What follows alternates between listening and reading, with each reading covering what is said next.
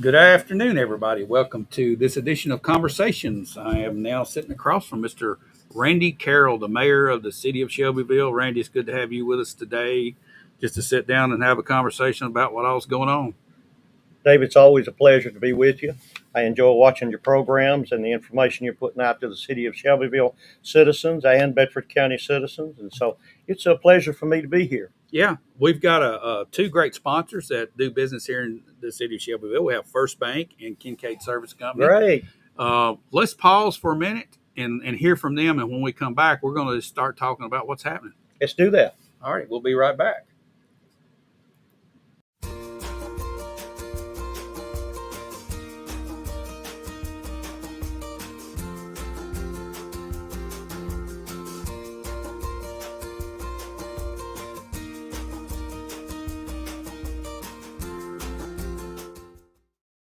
Kincaid Service Company is a locally owned family business that has proudly served the Middle Tennessee area since 1934. We have a wide selection of furniture, appliances, electronics, and mattresses for every budget and design taste. We carry the brands that you know and trust, so you're sure to find exactly what you're looking for. Need financing? We have you covered. With our service department, you can rest assured that we will take care of you after the purchase. Visit our Shelbyville store at 400 Madison Street today. All righty, welcome back to this edition of Conversations, Randy, Mr. Mayor, I should say. I'm sorry for calling you Randy. I That's should just okay. say Honorable Mayor That's Mayor fine. Carroll. Okay, Can I call you David instead of Mr. that's Thomas? fine. That's you call me whatever you want to. I'll generally answer to it. Okay. There's one thing I think that most everybody here in the city can look at and say, there's been some major, vast improvements on the square. And we've really worked hard, and all the merchants have partnered with us. We've gotten grants. The South Central Tennessee Development District gave us grants, and about 21 of our merchants up there took advantage of that. They had to match the grant money, about $7,500 per person, per business, and that was for painting, uh, awning, the facade. They called it facade grants, and they took advantage of that. And the city of Shelbyville had paved and put up new lighting and all those things around the square. And so we got the Downtown Revitalization Award from the Tennessee Municipal League last year, one for the whole state of Tennessee. It shows. And I think that now with the Grindstone Cowboys still building their facility, that's going to be a good addition. And then you've got the Spring Street shut off where you're going to have a basically an alleyway to walk. And it'll take you back to the Fly Center, and then new parking lots there for them. All that's underway. So how does that stand right now? Well, the parking lot, we expanded the 38 parking lot spaces in front of the Fly, and it didn't have any curbing or anything like that to protect the old lights. And we wanted to update the lights to what we have on the square. So we added 31 more parking spaces, so 69 total, and that goes in behind the glass hollow. And it's going to meet with that pedestrian type traffic you're talking about on South Spring Street.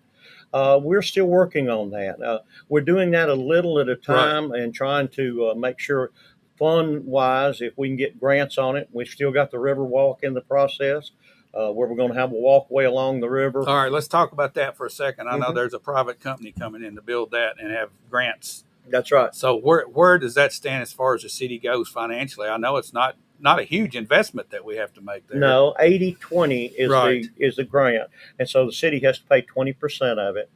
A lot of that goes for, we just had the environmental issues investigated, and we've gotten that in past. And then we have to worry about, as far as there is a couple of people who own some property that we have to have a right of way from. And so we're working through that. We bought 4 little parcels of property. Pete Phillips had some property there, and some of his heirs had that. So we took care of that. We'll probably have some more parking to come up to where that river walk will be. And there's different phases of it. Part of it will be a walkway, and then part of it, we're going to have an amphitheater later on. We hope to have that. I may be in office or out of office at that time. But okay, amphitheater. How big is that going to be?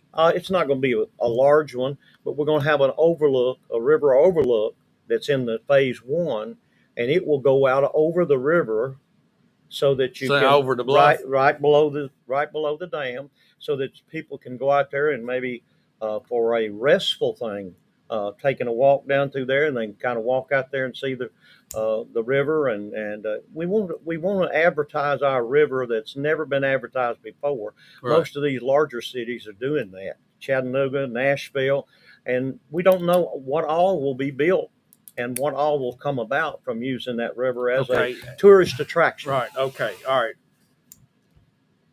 Let's just say this gets completed. Are there going to be any like little shops or any type of concessions or anything like that that's going to be built along that? Any type of other commerce outside of what we already have at the square, or do you know at this point? Well, the Grindstone Cowboy is going to have their main building, right. and then probably going to have an ice cream shop and some other things. That lower one single story building beside them, they bought all of that at right. one time. So they're developing that for maybe ice cream shops, and we may have a merchant or two right. that we'll have around on that other side. We'll just have to see how that all develops. As far as the county parking lot back down through there where the drive-in bank used right. to be, who knows what will develop right there? Will we have musical events right there? Will we have, some kind of a special celebration there? I don't know. But I'm just looking forward to. My dad sewed horse collars in a building that's torn down now. McGill. That's exactly right. And that building's gone now. But I remember as a little boy going up there and the river being behind it. Yeah. And it was all grown up and all that. But we're going to get that vegetation and we're going to get it cleared out so people can walk down through there. Yeah. And that overlook, I think, will be something that a lot of people can use. I was in the Glass Hollow and I looked on the back wall and I saw a picture of mule harness and collars. And I had to get up and go see that. And it turns out that was a Robinson McGill excerpt from one of their catalogs. Right. And a lot of people don't know the history of that. So it'd be fantastic if we had some historical monuments there or some markers, in some way, just to say this is where Robinson McGill stayed. I have my granddad worked there too. Oh, did he? Yeah. So there's some history right around that area, and our square is loaded full of history, and I hope none of that ever goes away. Well, and then we've tried to retain the historic buildings. Right. Of course, the Grindstone's in a 1917 Gazette building. Right. And, of course, Ms. Beasley, the building there was Knox Pitts Hardware, and it goes back a number of years. The historical part of the city, I was talking to someone the other day, and we talked about the north side of the square, and that it's wider, the space between the buildings and the square itself, or the internal part of the square around the courthouse, is wider. And then if you look down Holland Street, that's wider. That used to be Main Street. Yeah. Yeah. And that's good information to know and all that. And then it went straight across Deary at that point and went over to Highland. I think it's Highland Court or something over there. So, that's interesting. And so we are working, and we have to do the environmental. I have to sometimes sign letters if we have any Native American tribes that had any burial grounds or anything like that. Right. We've got the new sidewalks on Deary Street that we're beginning to work on. We had to get all of that clear. I think 10 or 11 letters I had to sign to send out to make sure that we weren't disturbing anything. Right. Because we want to protect that history too. Sure. All of that's important. We are doing other things around the city besides just the square. I don't want everybody to think it's there. Yeah. But let's go back to the parking lot just a minute. We've got the new lights up. They got the curbing in, and they put little islands in there so we won't run over the poles. Right. That's a good idea. And then now they have put vegetation there, flowers and things like. Oh, it's going to look really good, really good. The Fly Art Center is a great thing, so we'll have that. You talked about the horse collar. I think they're going to do a Jim Key, which was the horse. Ms. Beasley going to do that in the harness shop on the back part of her buildings and things like that. Right. And that'll be phased in the future and all that. All of that has already turned out so good. The city itself, looking forward to what we're doing right now, is I wanted to talk about those sidewalks on Deary Street, and that's grants, and then we also have a grant for Madison Street sidewalks. We had repaved Madison Street, just a little while ago. Now North Main, and I laughed. I laughed when we were doing North Main. Of course, we was doing it in the night, but we had that 800 horses entered for the juvenile barrel the barrel racing, youth barrel and racing. that was while that was going on. It's usually, and you always say it's during the celebration. Always during the celebration. Okay, so this is a step in the right direction. Exactly. We got to the next largest celebration event. The state decided to do it that week. So. But Warren, and I was bragging on him the other day. I mean, he's doing so much recruiting of all of these folks coming to him, and I got a chance to talk to those promoters for that show, and they really like the facilities here. They like the police department. They were bragging on that, the Shelbyville Police Department, and I got to talk to three of them. It was in Jackson, Mississippi, I think, the last few years. So any of those things are helping the city of Shelbyville. Well, Randy, I'll say this. When I drove, like on Monday of that week and Tuesday, I started seeing that place fill up. Yeah. That is the most people I've seen on the grounds there probably in 20, 25 years. The campgrounds were full. They had water slides out. Yes. For the kids to slide down. They had a basketball court set up in the back. And now all the campgrounds were full. Plus, Mr. Beach's campground down Whitthorne, it was full. Yeah. So you had a lot of folks here. Now the question is, did they eat out here? Did they spend money here? I'm thinking they had to. They did. They did. And how does the city interpret that as far as funding? Well, the hotel motel tax. It's going to indicate we get taxes from hotel and motel rentals, and then for the RV parks, we get that too. Yeah. So what we do when Warren has a program or a recruitment of one of these horse shows coming in, that he'll tell Scott, our city manager, and then Scott and I'll talk, and the city council will talk about it, and we take funds out of that hotel motel. That's tourism funds, right? And economic development. So we're using those funds, and so we may give 5,000. It's according to how many people's coming, how many hotel rooms we think, how many RV spaces. But we'll give anywhere from $2,500 to $7,500 for each one of these shows. Now people don't realize that. So the city is helping to reinvest that money that we're taking. They need sponsors right on back in. All these horse events struggle to get sponsors, so that's important money for them. But it also develops a partnership. Yeah, and that's what Shelbyville, of course, that's one of the things. It's one of the main things it's known for. All right, let me change gears just a little bit since we're headed that direction. All right, let's go over to the park complex. Okay. I know there's some new leagues that's been formed. I know some baseball teams are using the park, and I know we've got the soccer annex coming soon. How far along? Well, how long before we start to see construction? Construction there and dirt moving. Okay, what we've done at the soccer fields, first of all, we got the grant or the and we had to match that grant, so we have put that in our budget. We just got through with our budget, so we had to put part of that in the budget. $2.5 million the state gave us, and then we had to come up with $2.5 million. Part of it was used for the property we had. 60 acres, I think it was, that we were going to put those on the old cedar mill or whatever it was out there. And we have had the environmental done because people had talked about something being buried out there and all that. So we had to have that. There's done. A bunch of old VHS tapes or something buried in the ground. And so we had to tear those buildings down. We did that last year. Had to pay someone to come and tear the buildings down, tear the old concrete pad up and all that. We've had, besides the environmental, we've got a design now. And I don't know, you probably may or not have seen that. It. Yeah, I think Josh and I had it on one of our shows. Design of how the 6 soccer fields will be. We're going to have restroom facilities. It's going to be first class. We're not going to halfway do anything. We want it to be first class. Now, we're not leaving the rest of the park. We're updating continuously. I think they just asked for some things for the weight room and some of the things for the rec center and all that, and we included that in the budget. That rec center is a jewel in Shelbyville. I mean, the whole H.V. Griffin Park, as it just draws people all the time.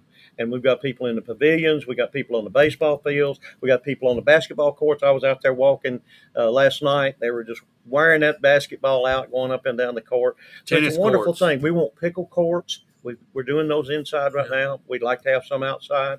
We've got tennis courts, and we've had some tennis competitions with our schools around here coming to our tennis courts to operate and to have that. We've got a dog walk park.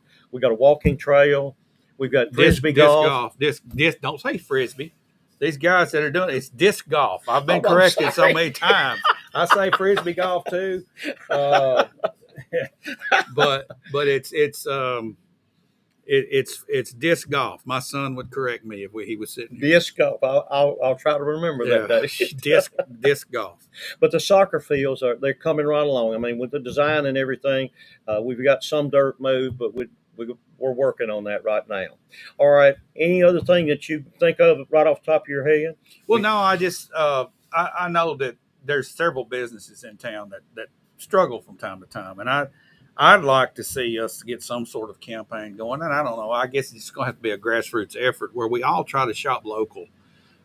Instead of driving to an adjacent city to eat out, let's stay home. Let's support the businesses that we have. And I know you're a proponent of that. Absolutely. Because when we take our family to Coffee County, either Manchester or Tullahoma, or we drive to Murfreesboro, the city of Murfreesboro or Rutherford County gets that tax money. That's exactly not us, and we need to keep it here. That's exactly right. And the restaurants, small restaurants and mom and pop operations, it's hard to make a living. I mean, to start out with, unless you've got a lot of money to invest. Some of these other situations, Glass Hollow, they invested a lot of money in that building to get that open, and they're doing a good job. But we got Bocelli's, we got Pope's. It's been there forever on the square. But out in the city itself, we do have small businesses. We've got all kinds of different ice creams in different places. We've got donut shops in places. We've got some sit-down restaurants. I'm trying to think of the one right over next to Kroger's over there. It's Italian name. They'll shoot me for that. Well, they closed, and now they turned it into a sports bar. I can't remember the name of it, but it's a sports bar. And that was a good place to eat too. We had the rent on some of those buildings is so expensive. The people that own those, and I know we had a burger place. We had like 55 Burger or something like Highway that. 55, and then we had Whiskey Burger or something. Whiskey City Grill. It closed down. Yeah, and it's because it costs so much for real estate these days to house these places. The rent is so high, and I noticed just this week. Let's see, the guys that had the place up on the strip mall up by Walmart, Queen Euro, they moved over by Food Line. Yeah, and they just opened up this week. They've been yeah. shut down for 3 months. And I know somebody that went there for lunch day, and they were very busy. So it's good to see people getting back in and supporting those guys. Yeah. Friendly guys. They've been around here now for several years, and they made that move because of rent. And franchise businesses are coming to Shelbyville, and we have not had to really recruit. They are seeing the increase in population. They're seeing the increase in wages in some cases on some of our folks that work here in Shelbyville. We did not recruit the coffee shops that's come. Seven Brew and Dutch Bros. I think what happens there, I think what happens there, Randy, is you have one come and they all follow the other. I think that's the way it does. And we're going to have Starbucks starting up. That's okay, it. I'm concerned about that situation because how much coffee can we drink here? Is it that? I know we all drink a lot of coffee, but for some reason, it's just coffee shop, coffee shop, coffee shop, coffee shop. And I look at Southern Cup. It's a jewel that we have here. Yeah, they're local owned. Yeah, and Southern Cup, some of the relatives that run that live across the street from me in Garden Gate. They're doing an outstanding job. Yeah, they've done an outstanding job, and we did not recruit. In other words, we didn't go out and say, well, we need some competition for this group. We don't do that. But, when they ask and would like to locate here and they pay the code money and do all those things. I mean, it's a free country, and that's what people do. We got Dose Bros. We've got Wingstop that just had a soft opening. Yeah. We've got Five Below that's out in the shopping center out there. Here's what I've been working on, and maybe the folks want to hear this. We're looking at some groceries on certain areas of town that we don't have a grocery anymore. Yeah. We used to have Kroger out on Madison Street or Union Street or Madison Street, the end toward Tullahoma. We used to have Kroger out there, and that big shopping center is now storage and things like that. That's where the bowling alley is. If everybody doesn't know where the bowling alley is, and of course we got Piggly Wiggly where the old bowling alley used to be. Right. Growing up here, I remember all those kind of different things and all that. But we do have someone looking right now to put a grocery in that location out there in one of our empty buildings, not a new building, but an empty building, and wants to put a sit-down restaurant in the other side of it. So we met with them the other day, in one of the hottest days, and but we're trying to work with that company. We're in challenging times as far as people spending money for that. Yeah. I know some restaurants, they have key hours that they operate and they don't stay open. That's right. Every day. Right. Okay. Some choose like Thursday, Friday, Saturday, maybe Sunday. And I think we have to be sensitive to why people are doing that, because if they just keep the doors open and they don't have the seats filled, they're losing money. So we need to really go out of our way to support these businesses that are risking their livelihood. They're risking, some of them, all they've got. That's right. To make this thing go. And we've got to really take care of our folks. Yeah, and we want a different variety where people can make their decision on what kind of cuisine they want, what kind of food that they would like to have. Right. And maybe that's the coffee situation, where people have a certain different thing that they have. I haven't tried one of the I'm a milkshake guy, and I haven't tried one of the milkshakes that they say that they've got that at Dutch Bros. They gave me a coffee the other day while I was doing the grand opening and doing the ribbon cutting. But all of those things, as far as small business, you've really got to think about. And I know when I worked for Kincaid Service Company and Mr. Earl Kincaid, and we moved down to Madison Street, and Calvin can tell you the same thing. I was just out of the Navy. We were all working together, and across from the ice plant and the rented building. Right. Bought that OK Rubber Welders building down there on Madison Street, and he had it calculated up to just about how much it cost to open that door every day. Yeah. Pay the salaries for all of us and all that, and you have to do it. Yeah. And we do want to make sure that we send business that way. As mayor, I try to get into all of these little businesses and say, well, what do you have? Let me try some of that. And do those kind of things. The little grocery that opened up down in the on the corner of North Main and Madison there. When they opened that up, one of the guys is from Columbia. Yeah. The country, Columbia.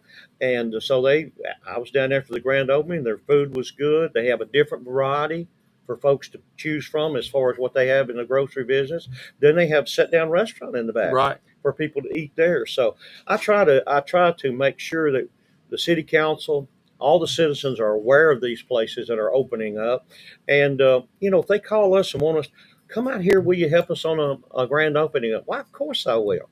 That's helping the people and citizens of Shelbyville. Somebody may have a different kind of cuisine, and all of a sudden they get a Greek restaurant or this or that or the other, and they say, man, I'm glad you got that. I wanted that. And chicken, we've got plenty of chicken. We got it covered. But we like chicken and coffee. We're proud of that. And we want those folks. We don't want anybody to come in here, especially a franchise or a mom and pop, if they've invested their entire money in it. We don't want them to come in and do business for 3 months and then go broke. Yeah. Or can't go out of business. We don't want that to happen. And those first 3 months are so critical too. And actually the first 6 months. We talked to them about, have you, and you don't going to rent this building, going to buy this building. What are you going to do? Code wise, we try to help them. We try to work with them any way we can to make it work. Everybody has to meet those codes, though, as far as restaurant business and all that. Yeah. I think we had somebody that had an accident, one of these food trucks or something, and the gentleman is burned really bad. Right. So pray for him. But he'd had a struggle. But we have that happening too. I know we have someone from Nashville that comes down that's got a lobster truck or something. And I went out and had one of the lobster rolls. Ooh, it was good. So, I miss. What are, just speaking about the food trucks, I know we've got several that come in and set up temporarily, maybe on a weekend. What are the codes as far as the food truck? If somebody has one and they're listening, what do they have to do to get a permit or be approved to set up outside of having permission from the property owner? What do you have to do? If you're going to do business in Shelbyville, then I'd point you to the Planning and Codes building, and our folks down there would give you what codes you need to meet, what kind of fees you have to pay, and they're not out of this world. Right. And then we want to know the location, make sure you've got permission. Right, sure. If you're going to sit into a parking lot, how far off of the roadway you have to be. Right. You can't do advertising and then put a bunch of Right. flags Can't block and stuff there, up. block Yeah. them vision and all that. But we work with them in any way we can. But they need to go to the codes Okay. first and So make that's sure. our first move. Yeah, Okay. yeah, that's first move. Let's see what else have we got. Anything? Well, there's a lot we can talk about, Randy, and I want to talk about some other things. Okay, but go ahead. before we do, I want to hear from our sponsors. Let's Once do again, it. First Bank and Kincaid Service Company, and we're going to come back and we're going to wind things down. But there's 2 or 3 things I'd like for us to talk Okay. about, and we'll be right back after we hear from our sponsors.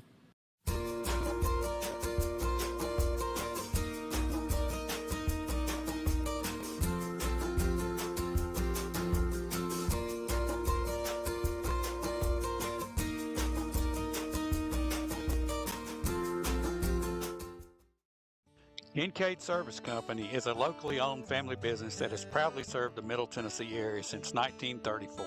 We have a wide selection of furniture, appliances, electronics, and mattresses for every budget and design taste. We carry the brands that you know and trust, so you're sure to find exactly what you're looking for. Need financing? We have you covered. With our service department, you can rest assured that we will take care of you after the purchase. Visit our Shelbyville store at 400 Madison Street today. Is important. All righty, welcome back here to Conversations with Mr. Mayor Randy Carroll. Randy, before we close out, I want to talk about traffic. Okay. And I know there's some things that the city's trying to do to help alleviate some of our traffic issues. But as our population grows and we have more people on the road, which has happened in the last 3 or 4 years, just blossomed. Okay. I know out north of town on 41A or northwest of town, out 41A, we've always talked about the Jennings Lane and the future bypass. Looks like that's going to take a while. We've got developments kind of on hold because we have a traffic issue.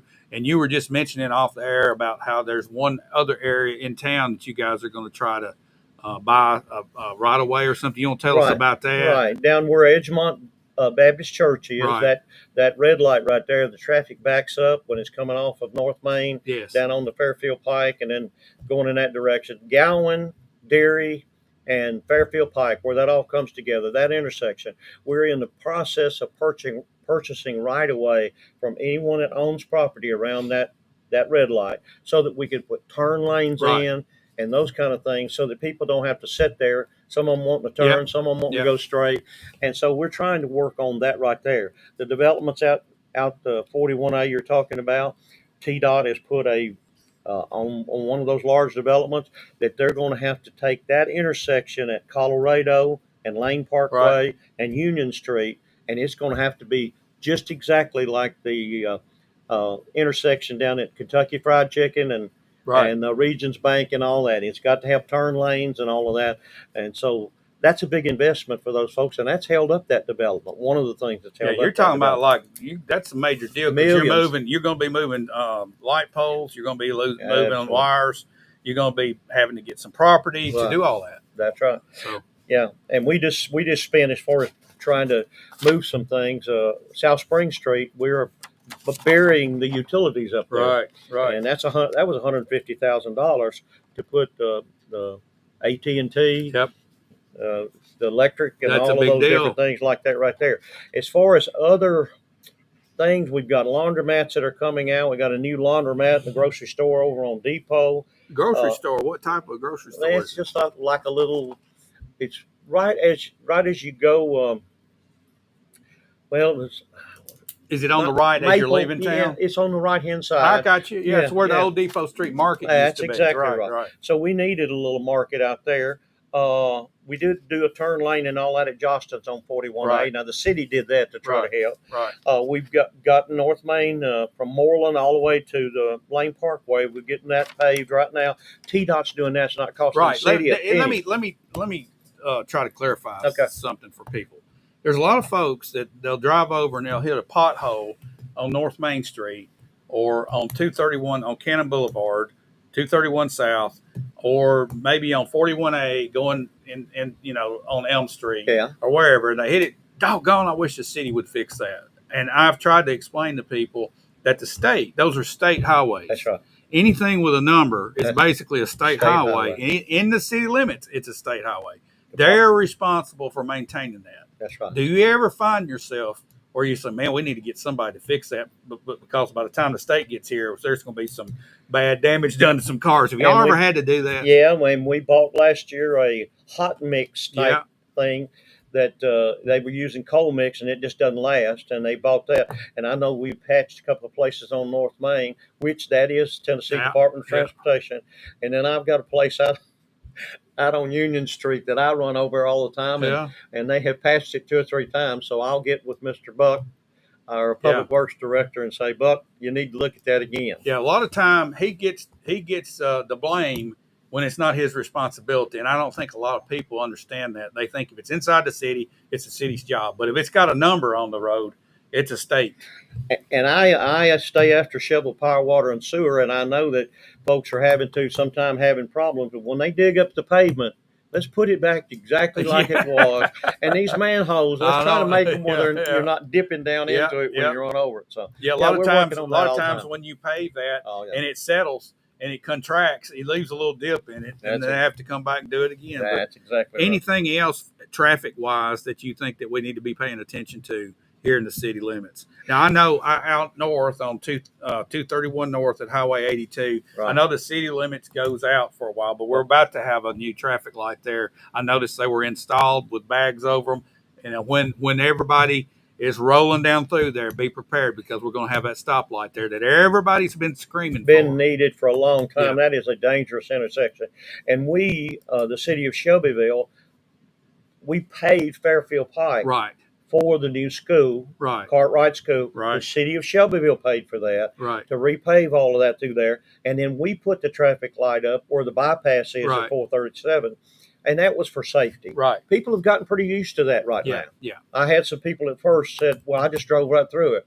Well, you're lucky. Very lucky, very lucky. But those kind of things. And Peacock Lane, that I mentioned that to you a while ago. Peacock Lane, Midland Road, that little intersection right there, it is a hazard to me. I mean, it's got a dip. If you come off the road, there's no shoulder there, and then it's a 4-way stop and all those kind of things like that. And larger trucks or farmers with a trailer on there, it's kind of difficult to make that turn. We've been waiting for something to develop on the property, maybe next to it, out on the highway. And if we get something there, then we can do something with that intersection.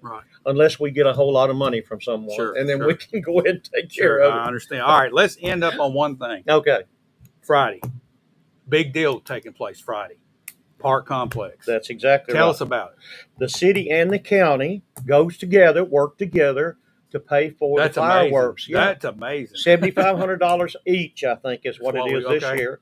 And the fireworks display is always wonderful. It'll probably take place about 8:30 to 9 o'clock that night. When it gets dark, basically. That's right.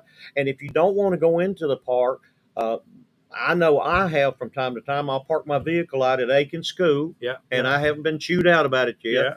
And you can sit out there, or I'll walk into the park to be a part of the celebration. But if you're worried about parking, and a lot of people that live around there, or even other parts of the city, can see it. Oh yeah, that's the beauty of it. It's wonderful. And I plan to go to the senior citizens luncheon out there that day at noon, and we're going to have in our subdivision.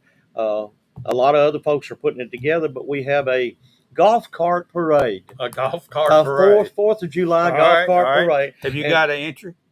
Well, I'll ride with someone. I don't have a golf cart, and I ride with someone, and we'll decorate it all up for the 4th of July. So if you want to see the mayor in a parade, besides the Christmas parade or the Veterans Parade, or let's say was the Juneteenth parade, you're going to have that, and it's going to be up close and personal out at Fairlane subdivision. That's exactly right. And it's a wonderful thing. You'll get so many people applauding and wanting to see it and all those kind of things like that. Does anybody ever throw anything at you? Did they throw tomatoes at you or anything? Hadn't yet. Don't give them an idea, David. Okay, all right. I've never forget I mentioned that, folks. I didn't mean that. All right. Let me say once again, it's an honor and it's humbling to be your mayor. And we're doing the best job we can. We got a great city council, Mr. Henry Feldhaus, Ward 1, Marilyn Ewing, Ward 2, Betsy Noel, Ward 3, William Christie, Ward 4, Josh Blevins, Ward 5, and Bobby Turnbow in Ward 6. And our city manager, Scott Collins, and the rest of our staff. We appreciate serving the people of Shelbyville. Thank you. Thanks for sitting down with us, Mayor Carroll. We won't have you again more often. Just whenever you are driving by, just wheel in here and we'll turn the camera on. Sounds good. Thank you, All David. right. Thanks a Always lot a pleasure. for sitting down. And thanks everybody for watching. And again, thank you to our sponsors, First Bank here in Shelbyville and Kincaid Service Company. We'll see you again on the next show.